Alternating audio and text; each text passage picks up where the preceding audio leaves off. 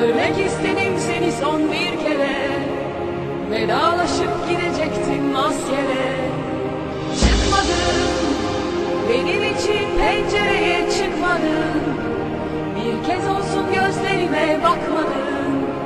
Nedense sen beni hiç takmadın.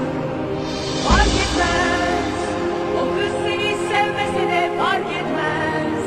O kız sana bakmasa da fark etmez. Kardeş